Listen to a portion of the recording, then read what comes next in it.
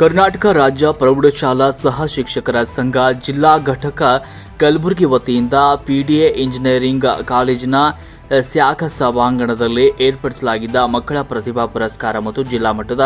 ಉತ್ತಮ ಶಿಕ್ಷಕ ಪ್ರಶಸ್ತಿ ಪ್ರದಾನ ಸಮಾರಂಭದಲ್ಲಿ ಶ್ರೀ ಮಲ್ಲಿಕಾರ್ಜುನಯ್ಯ ಗದಗಿನಮಠ ಶಿಕ್ಷಕರು ಸರ್ಕಾರಿ ಪ್ರೌಢಶಾಲೆ ಯಲಗೋಡ ಇವರನ್ನ ಜಿಲ್ಲಾ ಉತ್ತಮ ಶಿಕ್ಷಕ ಪ್ರಶಸ್ತಿ ನೀಡಿ ಗೌರವಿಸಲಾಯಿತು. ಸಂದರ್ಭದಲ್ಲಿ ಪ್ರೌಢಶಾಲಾ ಶಿಕ್ಷಕರ ಸಂಘ ಯಡ್ರಾಮಿ ಅಧ್ಯಕ್ಷರಾದ ಶಾಂತಪ್ಪ ಬಿರಾದರ, ಪಂಚ ಕಮಿಟಿ ಅಧ್ಯಕ್ಷರಾದ ಅಲ್ಲಾ ಪಟೇಲ್ ಚಿಂಚೋಳಿ, ಶಿಕ್ಷಕರು ಯಡ್ರಾಮಿ ತಾಲೂಕು ನೌಕರ ಸಂಘದ ಅಧ್ಯಕ್ಷರಾದ